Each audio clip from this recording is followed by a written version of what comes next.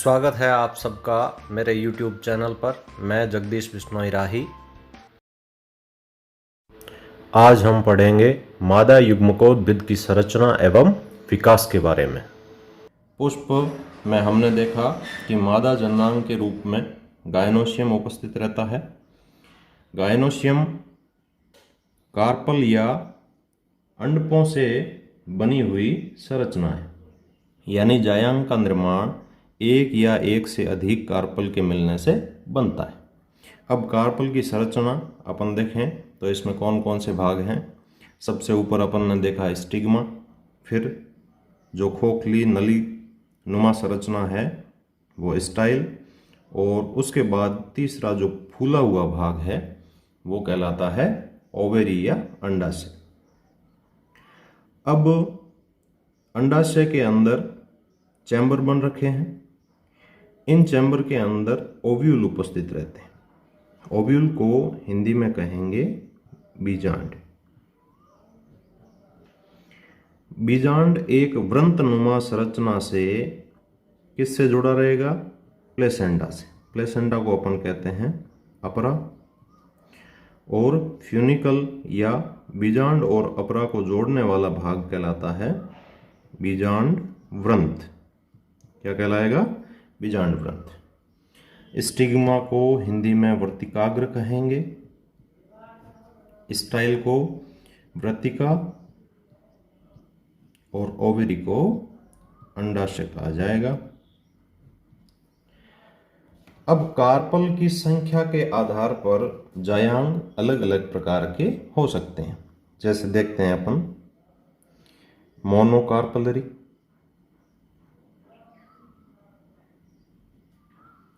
और बाइकार्पलरी, और तीसरा होता है मल्टी कार्पलरी। यहां इस गायनोशियम में कार्पल की संख्या कितनी है? 1। यहां कार्पल की संख्या कितनी होगी? 2। और मल्टी कार्पलरी के अंदर 2 से अधिक कार्पल्स आपस में व्यवस्थित हैं और गायनोशियम का निर्माण कर रहे हैं। तो यहां इन दोनों स्थितियों को वापस अपन देखते हैं कि यदि ये कार्पल आपस में जुड़े हुए नहीं हैं तो गायनोशियम कैसा कहलाएगा? एपोकार्पस। यानी आपस में नहीं जुड़े हुए हो तो, और यदि आपस में जुड़े हैं तो उनको कहेंगे सिनकार्पस। आपस में जुड़े हुए। ठीक है।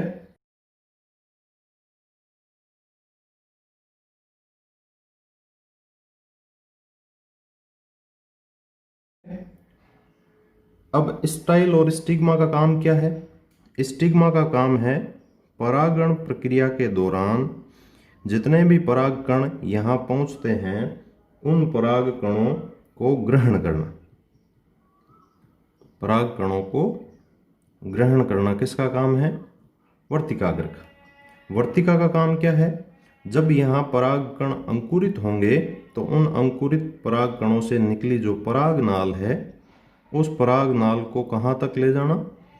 बीजांड तक ले जाना, ओव्यूल तक ले जाना, पराग नाल को ले जाना।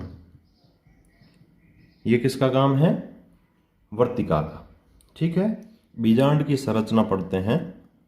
बीजांड की संरचना में हम देखते हैं कि आवर्तबीजी पादपों का बीजांड लगभग गोलाकार संरचना है, जिसमें जो मुख्य काय है, जो मेन बॉडी है,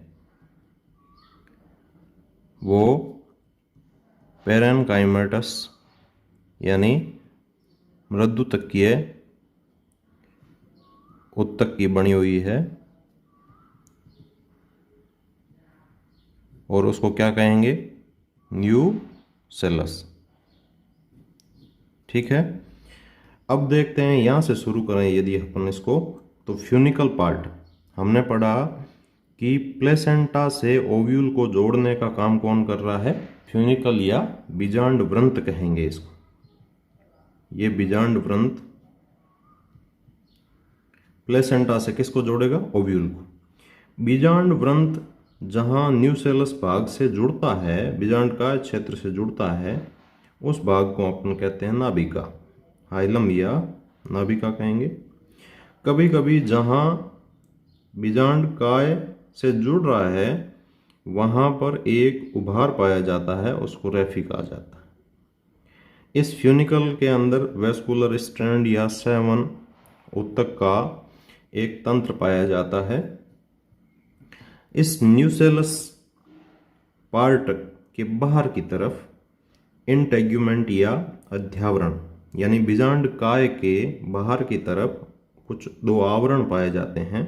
बाहरी आवरण आउटर इंटेग्यूमेंट या बाह्य अध्यावरण कहलाएगा, जबकि अंदर वाला इनर इंटेग्यूमेंट या आंतरिक अध्यावरण कहलाता है।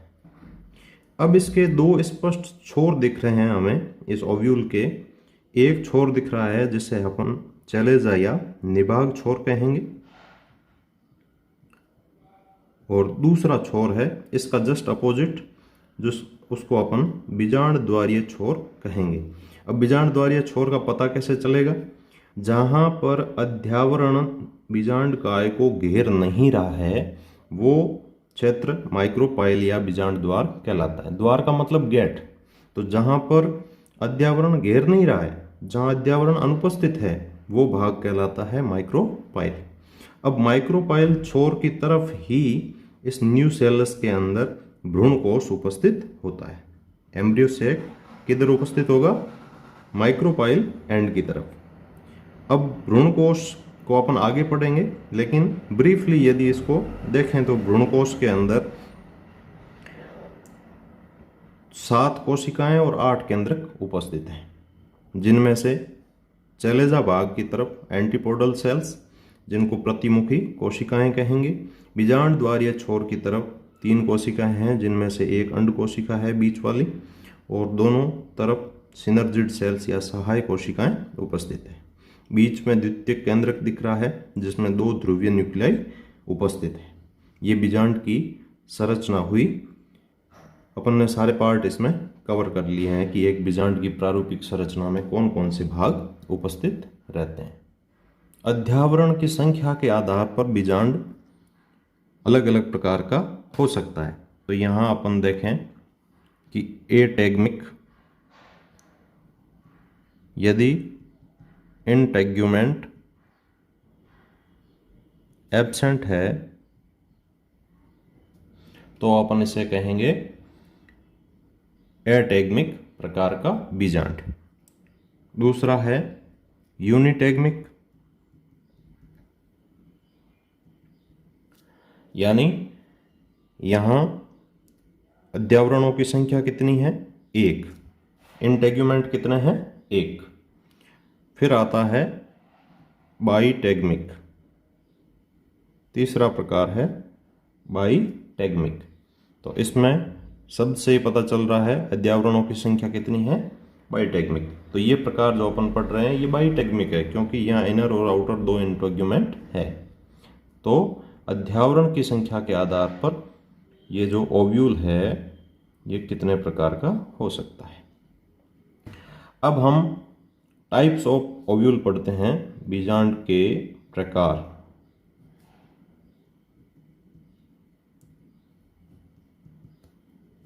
Types of ovule. तो बीजांड अलग अलग प्रकार का हो सकता है। किस आधार पर? ये याद रखना है, जो आधार है इनको अलग अलग करने का, पारस्परिक स्थिति का आधार, उसको हम एक शॉर्ट फॉर्मूले से देखते हैं कि माइक्रोपाइल का M, चैलेजा का C और फ्यूनिकल का F। यहाँ M का मतलब है माइक्रोपाइल, यहाँ चैलेजा और यहाँ फ्यूनिकल। तो MCF की पारस्परिक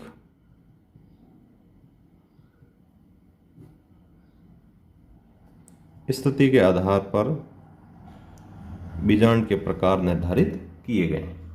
यहाँ याद रखना इन तीनों का ही काम पड़ेगा, बाकी किसी का काम नहीं पड़ेगा।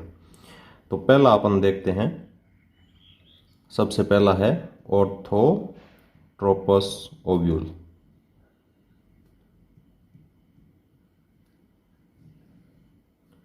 ऑर्थोट्रोपस ओव्यूल, जिसे हिंदी में क्या कहेंगे, ऋजु। इस प्रकार के बीजांड में क्या होगा, माइक्रोपाइल, चलेजा और फ्यूनिकल।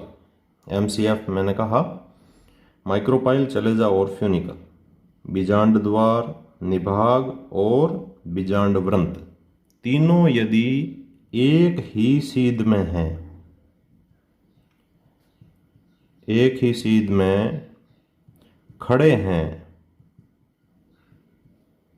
MCF एक ही सीध में खड़े हैं। कैसे, इस प्रकार से देखो,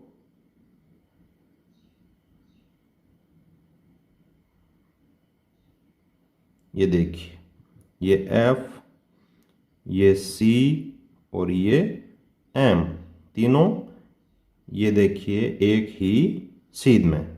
यदि एक ही सीध में तीनों खड़े हैं M, C और F, तो कैसा ओव्यूल होगा, ऑर्थोट्रोपस। याद रख लेना है।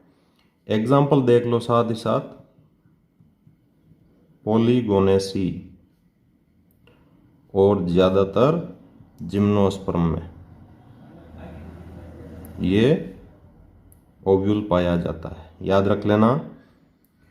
अब नंबर 2 पढ़ते हैं, एनाट्रोपस ओव्यूल।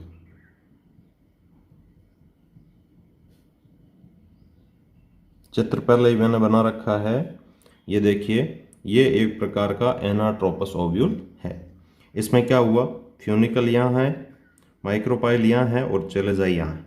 तो अब देखो स्थिति क्या बनी, ये है फ्यूनिकल और ये है चलेजा और ये है माइक्रोपाइल। ठीक है, MCF की स्थिति ये बनी। तो इसमें अपन को ध्यान क्या रखना है, अब गुमा कौन है, गुमा कौन है, बीजांड व्रंत। कौन है, बीजांड व्रंत। कैसे गुमा, बीजांड व्रंत में एक पार्श्वीय गति हुई या वृद्धि हुई, यूनिलैटरल ग्रोथ हुई। तो यहां से सीधा था, यूनिलैटरल ग्रोथ हुई तो घूम गया। कैसे घूमा, ये इस प्रकार से घूम गया। तो ये फ्यूनिकल था, घूम गया। घूमने से क्या हुआ, यहाँ पर माइक्रोपाइल आ गया, तो माइक्रोपाइल यहाँ आ गया, चलेजा यहाँ आ गया। तो इस प्रकार के ओव्यूल को अपन कहते हैं एनाट्रोपस या प्रति प्रकार का बीजांड। जो दूसरा प्रकार है वो कौन सा है, प्रति प्रकार का बीजांड। अब इसका एग्जाम्पल, ये एंजियोस्पर्म्स के लगभग 82% फैमिलीज में मिलता है, यानी लगभग सभी आवर्तबीजी पादपों में कौन सा पाया जाता है, एनाट्रोपस ओव्यूल। इसको याद कर लेना है। मैंने बता दिया इसमें गुमा कौन है, फ्यूनिकल, यानी बीजांड व्रंत की एक पार्श्वीय वृद्धि हुई जिसकी वजह से यह रोटेट हो गया। और कितने डिग्री पर रोटेट हुआ, होना चाहिए था यहाँ, हो गया यूं, तो 180 डिग्री पे रोटेट हो गया। अब तीसरा पढ़ते हैं अपन, हेमी एनाट्रोपस। इसको हिंदी में कहेंगे प्रतीप, एनाट्रोपस को प्रतीप। इसको क्या कहेंगे, अर्ध प्रतीप, यानी आधा घूमेगा। कितने डिग्री पे घूमेगा, 90 डिग्री पे। कितनी डिग्री पे घूमेगा, 90 डिग्री पे घूमेगा। कैसे घूमेगा कि यहाँ से यदि अपन देखें इस प्रकार से, ये फ्यूनिकल अपनी जगह पे है, चलेजा भाई साहब हैं घूम गए हैं, और चलेजा के घूमते ही क्या होगा, साथ में किसको घूमना पड़ेगा, निभाग को भी साथ में घूमना पड़ेगा। तो चलेजा आ गया यहाँ, माइक्रोपाइल आ गया यहाँ। तो MCF आपको दिख रहा है किस प्रकार से हो गया, ये C है, ये M है और ये F है। MCF कोण कितना बना, 90 डिग्री, ये 90 डिग्री एंगल किसने बनाया? चेलेजा ने। ध्यान रखना है कि यदि फ्यूनिकल के समकोण पर कौन आ जाए? चेलेजा और माइक्रोपाइल। यदि यहाँ से मैं आपको समझाऊं तो ये कंडीशन बनी और ये 90 डिग्री एंगल बन गया। ठीक है, तो इस प्रकार के बीजांड को अपन क्या कहेंगे?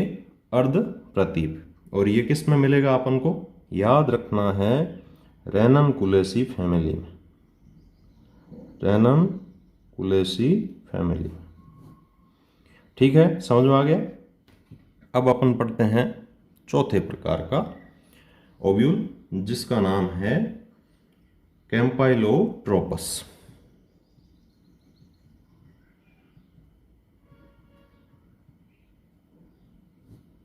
कैम्पाइलोट्रोपस, जिसको अपन हिंदी में कहेंगे वक्र बीजांड। ठीक है, वक्र में कौन वक्र होगा? यहां पर बीजांड द्वार और निभाग छोर एक सीधी रेखा में ही है। फिर अंदर बीजांड में वक्रता के कारण जो निभाग है वो बीजांड वृंत के समकोण पर स्थित हो गया, और अंदर जो न्यूसेलस और एम्ब्रियो सेक हैं वो दोनों क्या हो गए? मुड़ गए। किस प्रकार मुड़े? घोड़े की नाल की तरह। अब इसको मैं आपको समझाऊं कि इस प्रकार से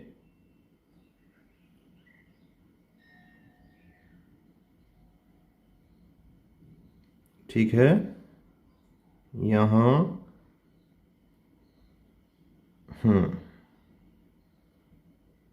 ये देखिए, ये भाग चेलेजा, ये भाग फ्यूनिकल और ये भाग माइक्रोपाइल।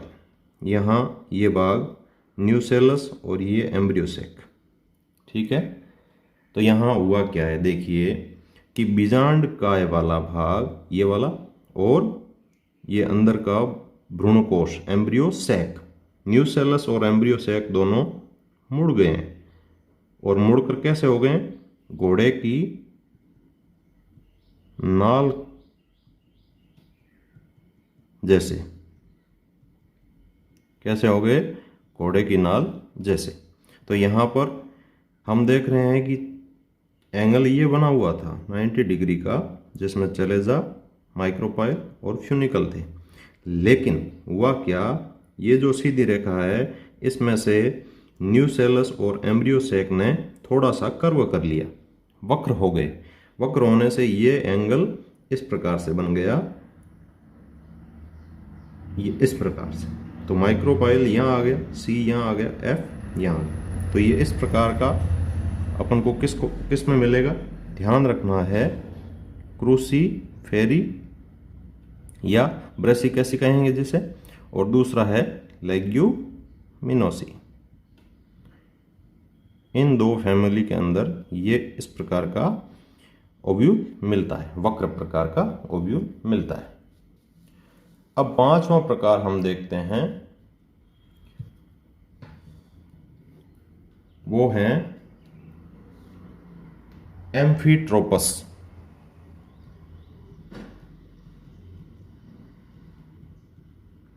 इसको हिंदी में कहेंगे अनुप्रस्थ, क्या कहेंगे? अनुप्रस्थ प्रकार का बीजांड। इसमें हुआ क्या है कि बीजांड काय, बीजांड द्वार और निभाग। बीजांड काय कौन सा भाग? ये वाला। यहां पर देखें, बीजांड काय जो न्यूसेलस भाग है, और बीजांड द्वार माइक्रोपाइल, और निभाग कौन सा भाग है? चेलेजा। ये फ्यूनिकल के समकोण पर स्थित हैं।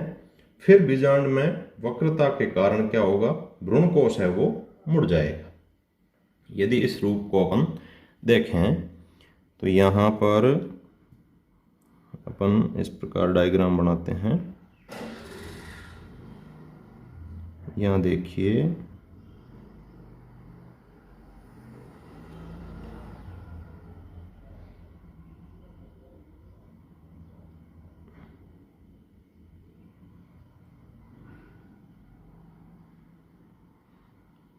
इस प्रकार से ये एम्ब्रियो सैक, ये न्यूसेलस, ये माइक्रोपाइल, ये फ्यूनिकल और ये चेलेजा। अब देखिए तीनों एक दूसरे के समकोण पर है। यहाँ चेलेजा भाग है वो किसके साथ, फ्यूनिकुलस के साथ 90 डिग्री का एंगल बना रहा है, और माइक्रोपाइल किसके साथ बना रहा है, चेलेजा के साथ 90 डिग्री का एंगल बना रहा है। तो यहाँ माइक्रोपाइल या बीजांड द्वारीय छोर है वो फ्यूनिकुलस के जस्ट पास में आ गया है, बहुत करीब आ गया है। इस प्रकार का जो बीजांड है वो कौन सी फैमिली में पाया जाता है, ब्यूटोमेसी। ब्यूटोमेसी। यहाँ ध्यान रखना है एम, सी और एफ। ये देखिए एम सी एफ 90 डिग्री और ये 90 डिग्री, ये दोनों एंगल बन रहे हैं। ठीक है। यहाँ अंतिम प्रकार अपन ओव्यूल का पढ़ते हैं, वो है सर्सिनोट्रोपस।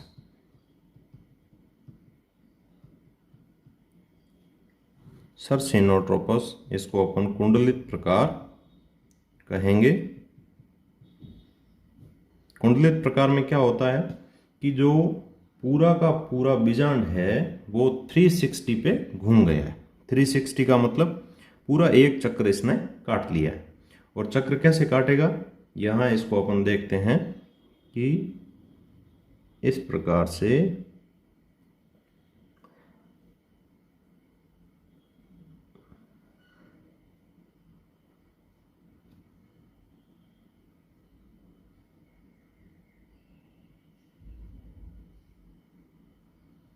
ये इस प्रकार से वास्तव में चलेजा ऊपर होना था, नीचे आ गया, माइक्रोपाइल नीचे होना था, ऊपर चला गया, और फ्यूनिकुलस यहाँ। तो फ्यूनिकुलस और चलेजा पास पास में आ गए। तो यदि इसे हम देखें तो ये फ्यूनिकुलस था, यहाँ से घूमा कौन, पूरा बीजांड उल्टा घूम गया, 360 पे घूम गया। तो एम कहाँ आ गया, लगभग यहाँ, एम यहाँ आ गया, और सी कहाँ आ गया, यहाँ। तो पूरी पोजीशन उल्टी हो गई, 360 डिग्री पे ये घूम गया, यानी एक पूरा राउंड ले लिया, और सिर्फ एक बिंदु से ही जुड़ा हुआ है, किससे, फ्यूनिकल से। पूरा न्यूसेलस एक ही बिंदु से जुड़ा हुआ है। ये प्रकार किस में पाया जाता है, प्लम्बीजिनेसी। प्लम्बीजिनेसी फैमिली में ये पाया जाता है। ठीक है।